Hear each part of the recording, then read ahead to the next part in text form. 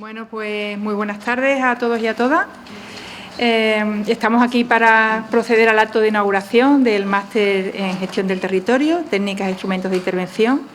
Y es una suerte por doble motivo, ¿no? En primer lugar, por tener la oportunidad de contar con la intervención de nuestra compañera Marina Frolova, de la Universidad de Granada, a la que voy a presentar a continuación. Y también tener la suerte de tener el aula llena de estudiantes. Como he comentado en la preconferencia inaugural, en la presentación que hemos hecho previamente solamente para los estudiantes del Máster de Geografía, normalmente este aula suele estar llena de profesores y de profesoras, pero este año empezamos a insistir que quizás también era una oportunidad invitar a los estudiantes del grado para que de esa forma tengan la oportunidad de participar de una actividad que cuidamos con mucho mimo en el máster, porque intentamos siempre contar con compañeros y compañeras de geografía, normalmente que estén trabajando en universidades españolas, e intentamos siempre que traten temas de actualidad. El año pasado nuestro compañero Jorge Alcina estuvo hablando sobre riesgos fundamentalmente y poco después aconteció el drama de la Dana en la Comunidad Valenciana, y este año pues pensamos que la transición energética también es muy importante. Marina viene después del apagón ibérico. Ahora mismo las redes parecen que se han caído en la universidad, en Renfe y en el hotel en el que ha sido alojada. Esperemos que no hay más dramas. No. Pero en cualquier caso, bueno, una cuestión de que veáis, bueno, que es interesante, ¿no? Porque intentamos identificar estos temas de oportunidad. Le pedí a Marina que me enviara un pequeño currículum y la verdad es que no me lo leí porque la conozco muy bien y no era necesario, pero bueno, no está mal dar alguna nota biográfica, ¿no? Lo primero, comentar que Marina estudió en Rusia, porque ella es de origen ruso, no sé ahora mismo la nacionalidad ya española o doble, ¿no? Estudió en la Universidad de Moscú. Ella después, con un concierto entre la universidad, entre el Consejo de Investigaciones de Rusia y la Universidad de Toulouse, estuvo en Toulouse. Y bueno, después vino para España, estuvo un tiempo en Jaén y finalmente consiguió una beca Ramón y Cajal, que son unas becas muy prestigiosas de investigación, financiadas por el Gobierno español, y ya desde ahí pues empezó a trabajar en la Universidad de Granada, donde todavía sigue. Ella es profesora titular de Análisis Geográfico Regional, y si tenéis la oportunidad de mirar un poco en su currículum, en Google Academics o en cualquier repositorio de publicaciones científicas, en ResearchGate, bueno, cualquiera de los repositorios que vais a ver, pues la vais a identificar en primer lugar como una investigadora en paisaje, porque Marina empezó sobre todo trabajando en paisaje y sus paisajes tienen relación con la temática que va a abordar ahora, porque eran paisajes relacionados en parte con la generación de energía hidroeléctrica, que es una generación de energía eléctrica a partir de un recurso renovable. Y es ahí donde empezó a preocuparse sobre todo lo que significaba el reto renovable, de una sociedad descarbonizada, una economía descarbonizada, y fue ahí donde empezó a trabajar con otros recursos renovables, sobre todo eólicos sobre tierra, también vinculado al paisaje fundamentalmente, y ha estado pues produciendo ciencia desde entonces, tanto a partir de la organización de grupos de investigación, redes de investigación también, nacionales y también internacionales, con algún proyecto que tuve la oportunidad de colaborar con ella, y bueno, en eso sigue Marina, ¿vale? Ella nos propuso un par de temáticas para la conferencia. Últimamente ella está trabajando en la vida útil de los espacios o de los territorios transformados por las energías renovables, cuestionando un poco si esa sociedad descarbonizada, ese futuro paradisíaco, ¿no?, de cero emisiones, realmente sostenible, si es sustentable, si es nos quita dependencia o la aumenta, ¿vale? Y a pesar de que es una temática muy interesante, pues pensábamos que quizás esta conferencia sobre transición energética y ciencias sociales desde el punto de vista metodológico podía ser muy interesante, sobre todo también porque tiene un artículo publicado con otros compañeros europeos sobre esta temática, y creo que era una buena forma de empezar el máster, ¿no?, viendo un poco cuáles son las herramientas metodológicas, en este caso, para abordar estas cuestiones. Y bueno, sin más, pues le doy la bienvenida a Marina. Le agradezco que esté aquí, a pesar de un poquito complicado que ha sido llegar esta mañana, pero ya contamos con ella y bueno, cuando quieras. Pues muchas gracias, María José. Bueno, antes de comenzar me gustaría expresar mi agradecimiento a la Universidad de Sevilla, el equipo del Máster en Gestión del Territorio, por esta invitación que es muy especial para mí, y en particular quiero dar gracias a María José y Carolina por la confianza y el cuidado con el que han organizado mi estancia aquí.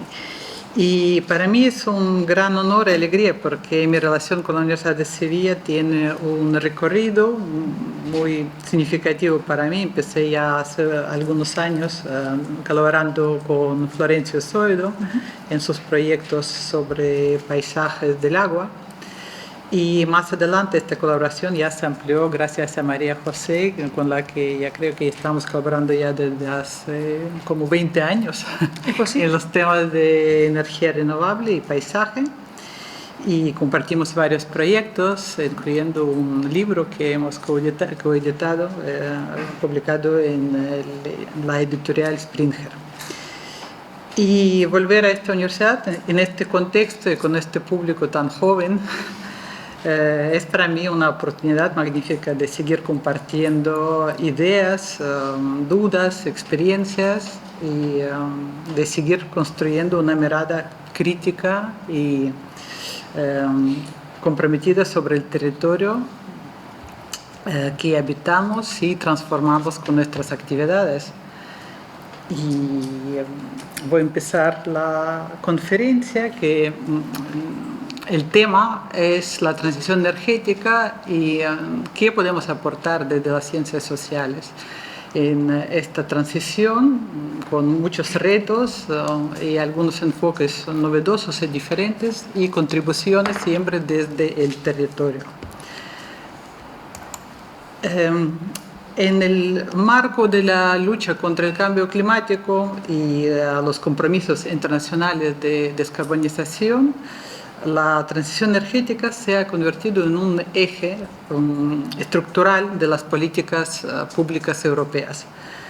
La expansión acelerada de las energías renovables, solar, eólica, bioenergía, hidroeléctrica también, no solo implica una transformación del modelo energético, sino también una profunda reorganización del territorio, de sus usos, funciones y actores. Por tanto, es en el campo de la gestión del territorio donde esta transición cobra una dimensión tangible, visible, en ocasiones conflictiva. La ordenación del territorio, el urbanismo, la planificación estratégica y los instrumentos de intervención pública se enfrentan hoy a un reto de acompañar, modular e incluso resistir algunas dinámicas de despliegue energético que, aunque orientadas por objetivos ambientales globales, pueden generar impactos locales, los paisajísticos, desigualdades territoriales, tensiones por el uso del suelo, incluso formas de neoextractivismo energético. Hablar de energías renovables desde la perspectiva de la gestión del territorio significa ir más allá del enfoque técnico y sectorial. Supone reconocer que la transición energética es un proceso socioeconómico, socioespacial, complejo, con la implicación de intereses diversos, marcos normativos fragmentados y relaciones de poder asimétricas. También implica dotar a los actores territoriales, instituciones públicas, comunidades locales, técnicos, empresas, ciudadanía, de herramientas para interpretar, planificar y actuar sobre este territorio de forma informada, justa y estratégica. Y en este sentido, las ciencias sociales y humanidades aportan un conjunto de miradas y metodologías clave para enriquecer la intervención territorial. Porque la transición energética no es solo una cuestión tecnológica. Es ante todo un desafío social, cultural y territorial.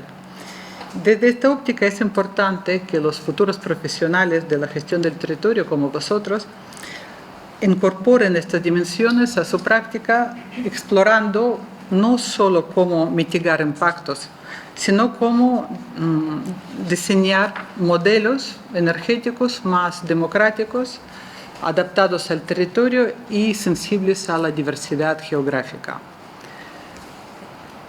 La Agenda Europea en Ciencias Sociales sobre energía renovable es algo que María José me ha pedido comentar.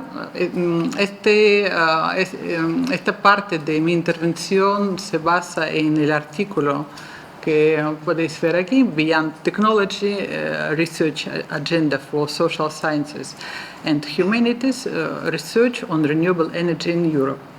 Es un artículo del 2022, creo, y también lo he conectado con algunas investigaciones más recientes que hemos hecho en este sentido y que existen en Europa, porque el cambio que ha sufrido el territorio europeo en estos casi 4 años ha sido muy importante. Entonces, ¿qué conocimientos, enfoques y preguntas deben guiar la investigación social sobre energía renovable en Europa en los próximos años? Para intentar responder a esta pregunta, en la investigación Beyond Technology, en que participé como una de múltiples coautores, un equipo de 85 investigadores europeos de distintos países, disciplinas y trayectorias, nos embarcamos en un ejercicio colectivo de reflexión. Utilizamos una metodología participativa conocida como Horizon Scanning, que nos permitió detectar no solo lo que ya se ha investigado, pero lo que es más interesante y sobre todo lo que urge investigar en este campo. El resultado fue una agenda de 100 preguntas clave organizadas en 4 grandes direcciones temáticas. Pero esta estructura no solo es académica, también sirve como base práctica para quienes diseñan políticas públicas, planifican el territorio o acompañan procesos de transición desde el trabajo técnico o institucional. Y a continuación les presentaré brevemente estas 4 líneas.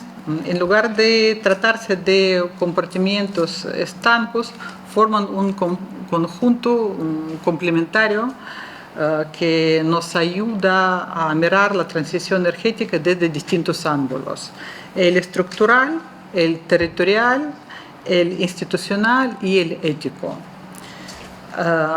Entonces, ¿cuáles son estas 4 direcciones?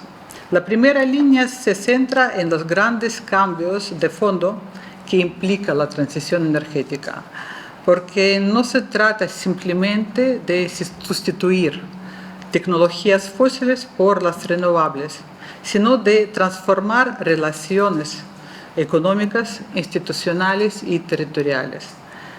Aquí es donde entran en juego preguntas sobre el modelo de desarrollo, la propiedad de la energía, el papel de las comunidades locales y la permanencia de ciertas lógicas extractivas bajo un nuevo disfraz verde.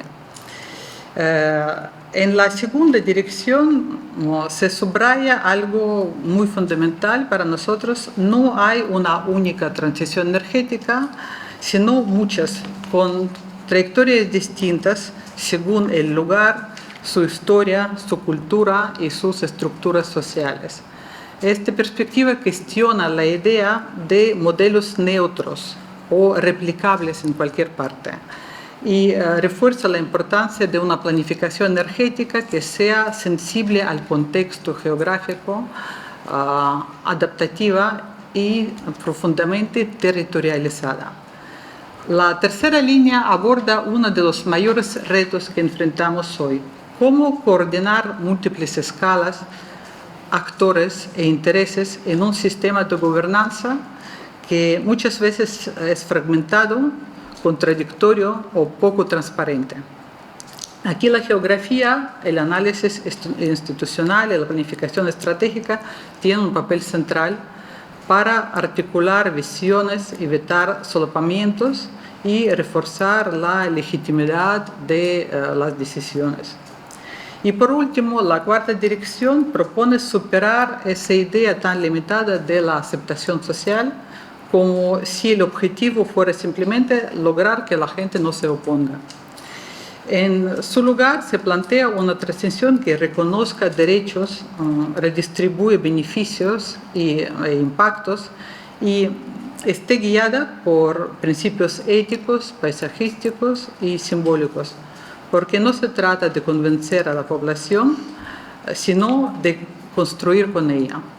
Y para eso necesitamos herramientas como evaluaciones integradas, procesos deliberativos, mecanismos de compensación pensados desde el territorio. En conjunto, esta agenda no solo nos ayuda a entender mejor lo que está pasando, sino nos invita también a actuar, a pensar la transición no como algo que ocurre fuera del territorio, sino desde dentro del territorio. Y ahora voy a detenerme ya un poco más en cada una de estas líneas, conectándolas con las investigaciones más recientes y algunos ejemplos concretos que nos podrían ayudar a seguir reflexionando y también a intervenir mejor. Una de las premisas fundamentales de esta investigación es que la transición energética no puede reducirse a la sustitución de las tecnologías fósiles por fuentes renovables. Por el contrario, requiere una transformación estructural de las relaciones entre energía, economía, sociedad y territorio. Desde la perspectiva de las ciencias sociales, esta transición implica una reconfiguración de los regímenes sociotécnicos, sistemas interconectados de infraestructuras, normas, saberes, actores e instituciones que definen cómo producimos, distribuimos y consumimos energía. En este sentido, uno de los grandes retos es trascender el paradigma tecnocrático y economicista que tiende a priorizar las soluciones eficientes desde un punto de vista técnico sin considerar sus implicaciones sociales, culturales o territoriales. Y este enfoque reduccionista suele generar fricciones cuando se confronta con los valores, ritmos, dinámicas y estructuras locales.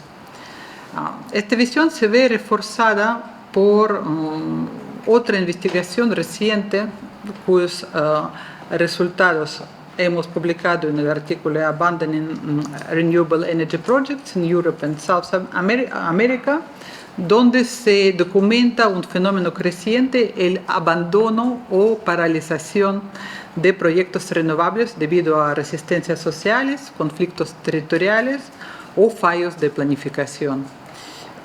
Estos casos no responden a un rechazo irracional de la población, sino a una inadecuación sistémica.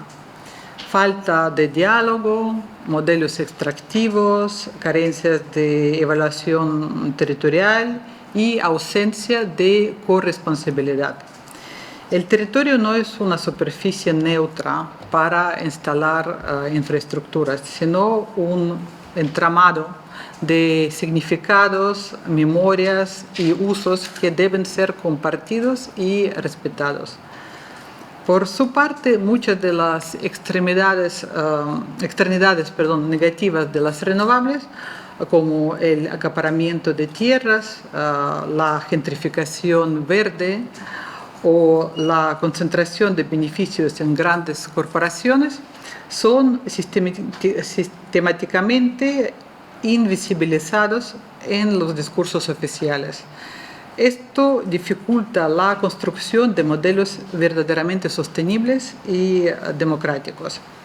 Entonces, para la gestión del territorio eso significa abordar aspectos como la distribución espacial de la propiedad y control de la energía, empresas versus comunidades locales, el encaje territorial de nuevas formas de gobernanza energética como cooperativas, consorcios municipales, comunidades energéticas y los efectos colaterales sobre economías locales, uso del suelo y estructuras agrarias. Desde el campo de la gestión del territorio, esto nos plantea varias cuestiones. ¿Estamos planificando para una transición energética justa o simplemente facilitando el despliegue de infraestructuras? ¿Qué modelos territoriales de energía estamos promoviendo? ¿Qué actores tienen voz en estas decisiones? Para reorientar la transición energética desde el territorio es necesario reconocer la energía como un bien común y no como un simple recurso económico. Esto implica repensar la propiedad, la escala y la distribución de los sistemas energéticos. Por otro lado, tenemos que superar la neutralidad, el concepto de neutralidad tecnológica y apostar por enfoques territorializados que valoren el contexto y el conocimiento local. Además, hay que introducir criterios de justicia espacial en la planificación energética, no solo eficiencia y rentabilidad, sino también equidad, reparación o recuperación del área donde se ha implantado esta energía y participación ciudadana. Y por último, cuestionar las lógicas de crecimiento verde ilimitado, explorando enfoques post-crecimiento o regenerativos que incorporen límites biofísicos y valores no mercantiles del territorio. Las herramientas como los procesos deliberativos, el mapeo participativo y la simulación energética que estamos usando en nuestro proyecto de investigación reciente, del que hablaré después, pueden facilitar la identificación de conflictos latentes, el reconocimiento de visiones divergentes y el diseño de transiciones más inclusivas. Estos métodos no sustituyen a la planificación técnica, pero aportan una capa esencial de comprensión sobre el campo de fuerzas en el que se insertan las decisiones energéticas. La segunda dirección apunta una de las ideas más importantes de esta investigación, que es el reconocimiento de que no existe una única transición energética, sino múltiples transiciones en plural, cada una situada en el territorio concreto, con sus propias condiciones sociales, culturales, ambientales, políticas y históricas. Esta afirmación, que puede parecer obvia desde la perspectiva de la gestión territorial, contrasta con la tendencia dominante en las políticas energéticas europeas a promover modelos estándar de despliegue en todos los países, basados en criterios de rentabilidad, eficiencia y disponibilidad de recursos, pero escasamente adaptados al contexto. Desde esta perspectiva, las ciencias sociales y de forma destacada la geografía han insistido en la necesidad de territorializar la transición energética, entendiendo que las formas de apropiación, resistencia, resignificación o negociación en torno a las energías renovables no pueden desvincularse del lugar donde ocurren. Y este enfoque subraya dos elementos clave: la diversidad cultural de las sociedades en transición y la diversidad geográfica de los paisajes energéticos emergentes.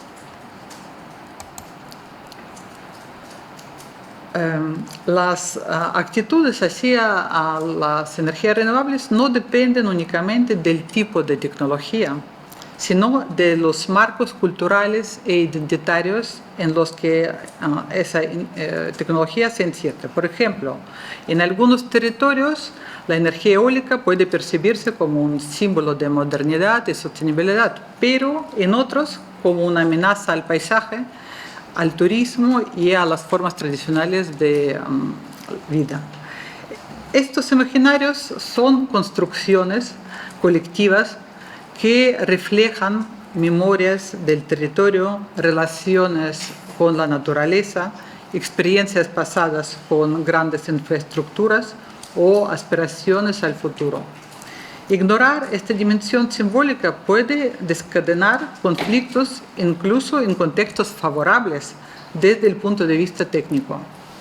Las ciencias sociales proponen abordar esta diversidad desde metodologías cualitativas y críticas, análisis del discurso, etnografía, entrevistas, cartografías narrativas o participativas, etc.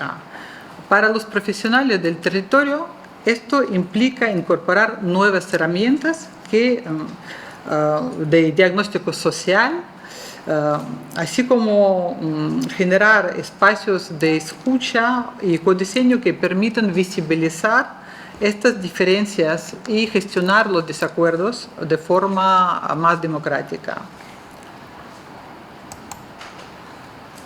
La dimensión geográfica en la transición se manifiesta de múltiples formas. Diferencias entre regiones europeas, norte versus sur, este versus oeste, litoral versus interior, contrastes entre entornos urbanos, periurbanos y rurales, formas diversas de gobernanza y estructuras institucionales según país o comunidad autónoma, densidades de ocupación del suelo, accesibilidad, valor paisajístico, patrimonio natural y cultural. Los territorios periféricos o de baja densidad de población, como zonas rurales, comarcas agrarias, áreas de montaña o incluso en algunos países espacios naturales protegidos, se han convertido en espacios de sacrificio energético, concentrando grandes proyectos de renovables que abastecen centros urbanos lejanos sin que los beneficios queden en el lugar. Esta lógica reproduce patrones históricos de extracción de recursos y plantea serios desafíos desde el punto de vista de equidad territorial. Además, muchos de estos espacios carecen de capacidad institucional para participar en la planificación, evaluar los impactos o negociar condiciones más favorables para ellos. Esto genera relaciones asimétricas entre actores locales y grandes promotores, agravadas por la falta de herramientas de compensación adaptadas a la escala local. Para hacer frente a estos retos, es fundamental que en Europa contemos con una agenda de investigación capaz de abordar la complejidad territorial y cultural de la transición energética. Eso implica, por un lado, entender cómo los valores locales o los marcos culturales influyen en la manera en que las comunidades aceptan o rechazan determinadas tecnologías renovables. También es importante analizar las narrativas que dominan el discurso de la transición, porque muchas veces estas narrativas invisibilizan ciertos territorios, ciertas formas de vida o modelos alternativos que no encajan en la lógica hegemónica. Necesitamos herramientas que nos ayuden a captar esa diversidad. Indicadores, metodologías, marcos de análisis que reconozcan que no hay una única trayectoria que vale para todos, sino múltiples formas de transitar hacia un modelo energético distinto. Y desde luego esto exige también instrumentos de planificación que sean mucho más flexibles y adaptativos, capaces de responder a esa variedad de contextos. Desde el punto de vista técnico, este enfoque nos obliga a repensar cómo intervenimos sobre el territorio, Por ejemplo, incluyendo dimensiones culturales y paisajísticas en las evaluaciones del impacto, diseñando marcos normativos que reconozcan la especificidad de cada lugar, diseñando también una participación social vinculante. Todo esto debe ir acompañado de sistemas de gobernanza que funcionan de manera coordinada entre escalas, local, regional, nacional y europea, y que se basan en la colaboración y el reconocimiento mutuo, no la imposición.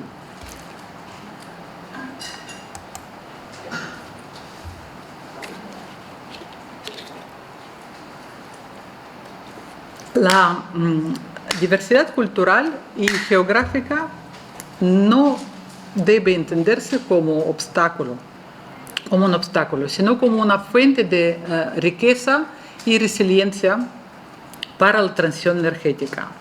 Los territorios no son simples espacios de implantación, son, pues se puede decir, actores vivos con sus historias, saberes, formas de organización y aspiraciones propias. Incorporar esta complejidad implica avanzar hacia un enfoque que no solo sea basado en el lugar place-based, como se dice en inglés, sino place-aware, consciente de las dinámicas de poder, de las memorias del territorio y de los posibles efectos acumulativos del despliegue energético. Este reconocimiento también implica repensar los criterios de localización de las infraestructuras energéticas, incorporando factores no solo físicos como radiación, viento, conectividad, sino también sociales, simbólicos y políticos.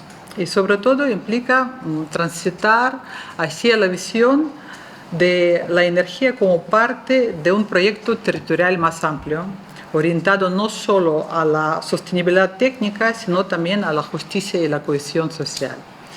Para quienes trabajamos en la gestión del territorio, todo esto implica asumir varios retos claves.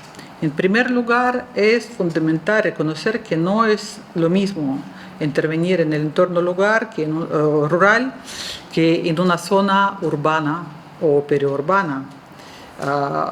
Cada espacio tiene dinámicas, necesidades y sensibilidades distintas. Las soluciones energéticas no pueden ser uniformes, deben adaptarse al contexto en el que se implementan, teniendo en cuenta factores como clima y paisaje, pero también el tejido social. Y además, algo que a veces se pasa por alto, es necesario incorporar los imaginarios, las percepciones y las formas de entender el cambio que tienen las personas que habitan esos territorios. Porque la transición energética no ocurre en abstracto, ocurre en lugares concretos con sus memorias, expectativas y valores específicos. Y ahora pasamos ya a la tercera dirección que hemos identificado, la complejidad en la gobernanza energética. La transición energética no puede ser gobernada de forma lineal y desde una sola escala de decisión. En lugar de un proceso coordinado, secuencial y previsible, lo que observamos en realidad es un entramado de relaciones entre múltiples actores, intereses, escalas institucionales y contextos territoriales. Esta realidad exige un enfoque mucho más complejo o integrador que el que suelen ofrecer los marcos de política energética convencionales. Las políticas de transición energética se mueven en un espacio muy fragmentado, donde convergen estrategias europeas, planes nacionales, agendas regionales y dinámicas locales. Al mismo tiempo coexisten empresas multinacionales, gobiernos locales, comunidades energéticas, organizaciones ecologistas, movimientos vecinales, operadores de red y agencias técnicas.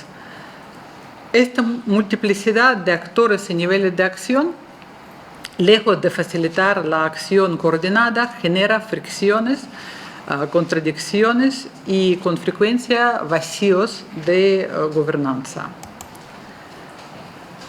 Aquí me gustaría citar un artículo, el artículo del investigador alemán George Ratke, Understanding the Complexity of Governing Energy Transitions.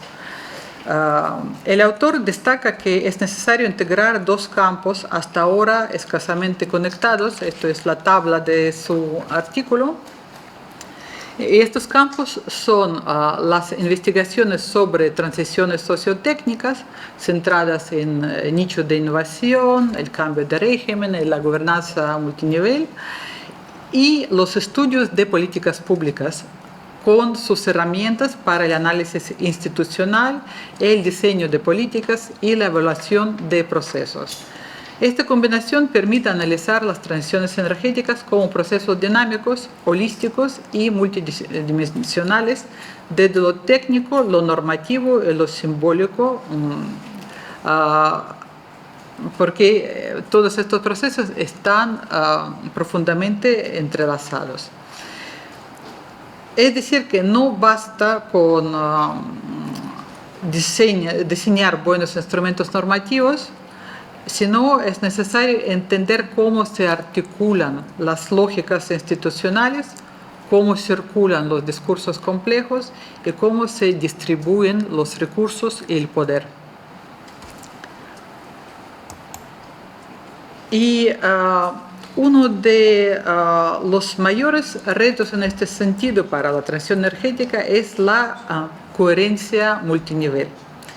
En muchos contextos europeos y de manera especial en los países del sur, las estrategias nacionales de transición energética se diseñan sin considerar suficientemente las capacidades, limitaciones y aspiraciones de los territorios donde se implementan. Esto genera dos riesgos simétricos. Por un lado, la imposición vertical de proyectos que provoca resistencias, bloqueos y deslegitimación, y por otro, la fragmentación horizontal, donde cada actor territorial responde con instrumentos propios, sin coordinación ni visión compartida. Por ejemplo, la experiencia alemana con Energiewende, la política nacional alemana de transición energética hacia un sistema basado en fuentes renovables, muestra cómo una gobernanza multinivel bien articulada puede facilitar una transición más ordenada y con mayor legitimidad social. Pero también ha evidenciado la necesidad de adaptación institucional constante frente a desafíos que emergen con esta transición, algo que Ratke denomina gobernanza reflexiva y adaptativa. Y otra propuesta clave, que aunque no me gusta mucho el nombre que se ha dado a esta propuesta, los ecosistemas de innovación y gobernanza distribuida, que no tiene nada que ver con los ecosistemas que estudiamos en geografía física y ciencias ambientales. Estos ecosistemas de innovación se entienden como espacios donde convergen tecnologías emergentes, actores públicos y privados, comunidades locales y marcos normativos flexibles. Estos ecosistemas funcionan como laboratorios territoriales donde se experimentan nuevas formas de producción, consumo y gobernanza energética, con potencial para escalar buenas prácticas si se acompañan con las políticas adecuadas. Y desde el punto de vista de la gestión territorial, esta complejidad nos obliga a actuar en varios frentes. Por un lado, necesitamos marcos normativos que no solo regulan, sino que permitan e impulsen la innovación local, facilitando, por ejemplo, la creación de comunidades energéticas o proyectos cooperativos con fuerte arraigo en el territorio. También es fundamental fomentar la colaboración entre distintos actores, especialmente entre municipios, universidades, tejido empresarial y sociedad civil, generando alianzas que den estabilidad y continuidad a los procesos de cambio. Y también tenemos que reforzar las capacidades técnicas y deliberativas de los gobiernos locales, que a menudo se ven desbordados por la fragmentación normativa y la falta de recursos para gestionar procesos cada vez más complejos.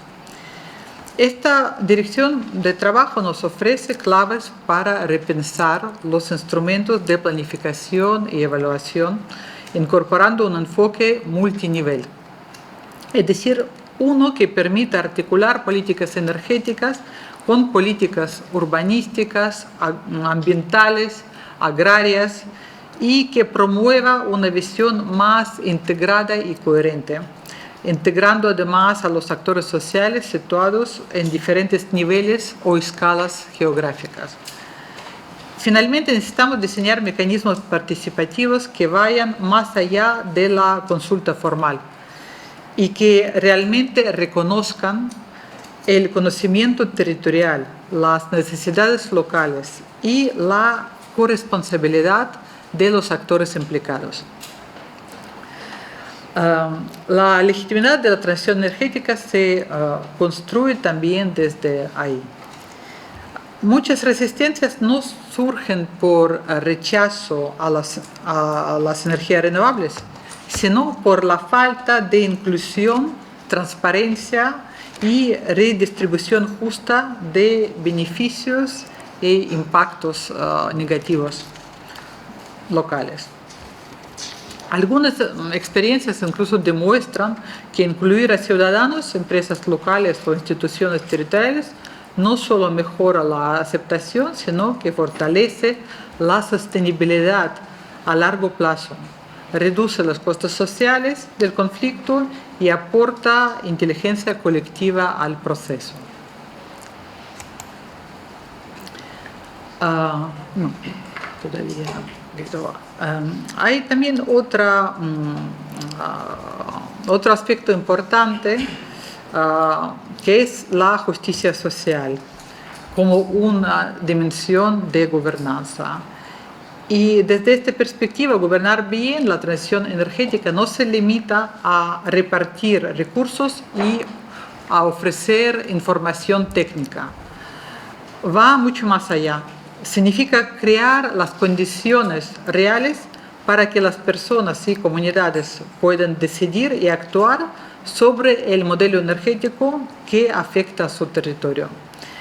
Esto implica, por ejemplo, que las medidas correctoras no se conciban simplemente como una forma de compensar impactos, sino como herramientas de empoderamiento capaces de fortalecer la posición de los actores locales en el proceso. También requiere garantizar que existan espacios de participación vinculante en las que las decisiones no estén tomadas de antemano y donde las aportaciones locales tengan un peso real. Y sobre todo implica un cambio de enfoque, pasar del consentimiento pasivo, en el que la comunidad es simplemente informada, a una corresponsabilidad activa, donde los territorios sean verdaderos protagonistas de la transición. Y esto nos lleva a otro punto fundamental. El conflicto no debe entenderse como un error del sistema, ni como algo que deba evitarse a toda costa.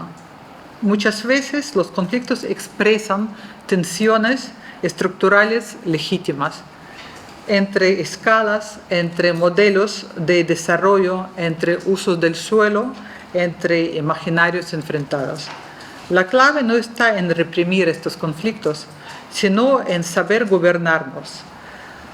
Aquí es donde la gestión del territorio juega el papel clave como espacio de mediación, traduciendo, adaptando, negociando y articulando. No se trata de forzar consensos superficiales que no sirven a largo plazo, sino de reconocer la pluralidad de intereses y construir las condiciones para una transición energética deliberativa y justa. Y eso nos lleva a la cuarta dirección de la agenda europea, que consiste en cambiar el viejo paradigma de la aceptación social. De hecho, una de las críticas más reiteradas desde las ciencias sociales y las políticas de transición energética es el tratamiento superficial y funcionalista del concepto de aceptación social. En muchas ocasiones, los marcos institucionales entienden la aceptación como una meta que debe alcanzarse para facilitar el despliegue de infraestructuras renovables sin cuestionar ni el modelo energético subyacente ni los procesos de decisión que lo sustentan.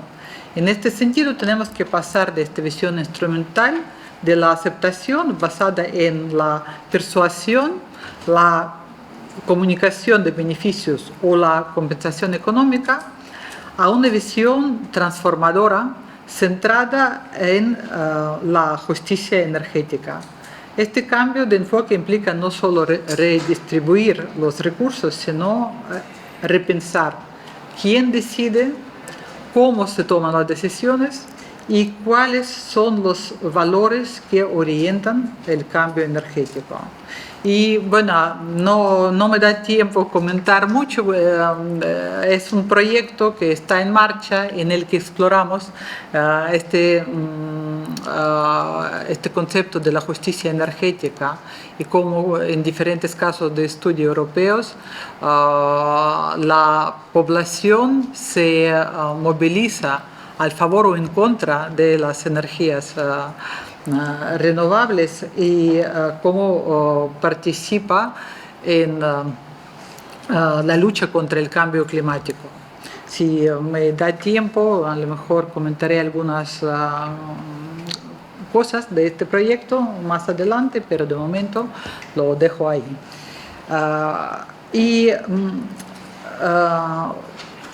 El enfoque tradicional de aceptación tiene sus claros límites. En nuestras investigaciones hemos documentado numerosos casos en los que la falta de aceptación no se debe a la supuesta irracionalidad o desinformación de la población, sino a la ausencia de mecanismos reales de participación, transparencia y redistribución. Las comunidades locales, en lugar de ser actores activos en la transición, son tratadas como sujetos pasivos a los que hay que convencer o compensar. Esta visión tecnocrática ignora que los conflictos no siempre se resuelven con más información o mejores incentivos, sino que muchas veces son expresión de desigualdades estructurales, de relaciones históricas de desposesión o de modelos territoriales impuestos sin consentimiento. La falta de aceptación es en muchos casos una forma legítima de resistencia frente a una transición que se percibe como justa. Y aquí, bueno, he puesto un título de uno de los artículos en los que hemos explorado justamente por qué la población de Cádiz ha resistido a los parques eólicos offshore y por qué su resistencia ha tenido éxito, y ver los diferentes puntos de vista sobre la transición energética y las energías renovables. Frente a este enfoque limitado, el concepto de justicia energética propone una mirada más amplia que incluye tres dimensiones complementarias. La justicia distributiva, es decir, quién soporta los costes y quién recibe los beneficios de la transición. la justicia procedimental, es decir, quién participa en las decisiones, con qué poder y en qué condiciones, y la justicia de reconocimiento, que abarca a los actores, saberes y valores considerados legítimos en los procesos energéticos. A esta tríada se suma la noción de justicia como agencia propuesta por Haldar, Grilich y Bazas, que pone el foco en la capacidad real de las personas y comunidades para decidir y actuar en el proceso de la transición energética. Este enfoque llamado human-centric o centrado en los humanos traslada la atención desde los recursos hacia los sujetos, reconociendo que no basta con compensar a los territorios afectados, es necesario crear las condiciones institucionales, culturales y materiales para que puedan participar activamente y dar forma al futuro energético. Existen diversas herramientas participativas, algunas de las cuales estamos explorando en el proyecto CoSustain, que constituyen formas innovadoras de participación a través de dinámicas deliberativas, cartografía sistémica participativa y juegos serios. Estos ejercicios no solo permitieron visibilizar conflictos y desigualdades, sino que mostraron el potencial de los procesos participativos como espacio de aprendizaje mutuo, construcción colectiva de propuestas y empoderamiento ciudadano. El desafío no es solo abrir estos espacios de consulta, sino garantizar que la participación sea temprana, antes de que las decisiones estén tomadas, informada, con acceso equitativo a datos, diagnósticos e implicaciones, vinculante, capaz de modificar resultados, y sensible al contexto territorial y sociocultural. Este tipo de participación no elimina los conflictos, pero transforma su función. En lugar de ser una amenaza a la planificación, el conflicto se convierte en una herramienta para mejorarla. Tanto en el artículo Beyond Technology como también en el más reciente The Hidden Dimensions of the Energy Transition hemos señalado como preocupaciones que muchas de las dimensiones más críticas de la transición energética siguen estando ausentes del discurso institucional dominante. Hay realidades que permanecen sistémicamente invisibilizadas.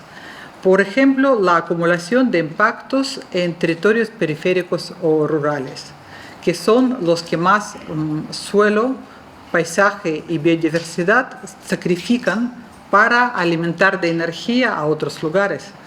También observamos una concentración de beneficios en manos de grandes empresas y fondos de inversión, mientras que las comunidades locales apenas participan en esos retornos. A esto se suma la exclusión de actores comunitarios en momentos clave del ciclo de vida de los proyectos, desde el diseño hasta la toma de decisiones sobre la operación o la gestión de los beneficios. Y por si fuera poco, en las evaluaciones de impacto se da una clara subrepresentación de valores simbólicos, paisajísticos y culturales que son esenciales para muchas comunidades, pero no suelen entrar en los cálculos técnicos. Como subrayamos en varias investigaciones, estas ausencias no son casuales ni neutras. Contribuyen a reproducir desequilibrios de poder, dificultan la construcción de consensos legítimos y consolidan la geografía desigual de la transición energética. Incorporar una mirada crítica ante estos procesos no significa oponerse a las energías renovables, todo lo contrario. significa elegir qué futuro vamos a tener y exigir que su despliegue sea coherente con los valores que dicen representar la sostenibilidad, la justicia y la equidad. Bueno, ya he hablado de cómo hay que pasar de la aceptación pasiva a la participación con sentido, entonces no voy a detenerme más en este apartado.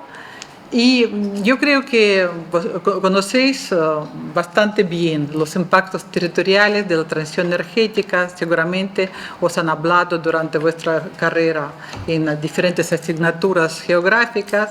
Pues aquí he intentado sistematizar un poco cuáles son claves del problema para cada impacto. Los impactos como transformación del paisaje, conflictos por el uso del suelo, desigualdad de beneficios, exclusión en decisiones y saturación territorial ya he mencionado. Lo que es muy importante, los impactos territoriales del despliegue de las renovables son múltiples y en muchos casos profundos. Por eso la pregunta no es solo cómo minimizar los daños, sino cómo, como profesionales, podríamos diseñar respuestas más transformadoras que nos permitan corregir el rumbo que ha tomado la transición energética. Y aquí entran en juego las diversas medidas correctoras como planificación anticipatoria estratégica, la evaluación del impacto territorial acumulativo, la participación activa y vinculante, los instrumentos de compensación territorial adecuados y el fomento de participación de modelos participativos deliberativos que cada vez se dan más en distintos países europeos. Y para terminar, a lo largo de esta conferencia hemos visto cómo la transición energética, aunque necesaria, no es un proceso neutro ni puramente técnico. La forma en que se diseña e implementa tiene efectos profundos sobre el territorio, los paisajes, los actores locales y las relaciones de poder. Y cuando se reduce a una sustitución tecnológica sin tener en cuenta sus implicaciones sociales y espaciales, acaba generando conflictos y resistencias. Y además las desigualdades que pueden comprometer su viabilidad a largo plazo. Frente a ese enfoque reduccionista, las ciencias sociales y la planificación territorial ofrecen una mirada complementaria y profundamente necesaria. Hemos hablado de la necesidad de comprender las transformaciones sistémicas en curso, de reconocer la diversidad geográfica y cultural de los territorios, de gobernar desde la complejidad y de avanzar hacia una justicia energética. La gestión del territorio en este sentido no puede limitarse solo a acomodar las infraestructuras renovables, tiene que convertirse en una herramienta para anticipar, mediar, negociar y corregir desequilibrios de la transición energética.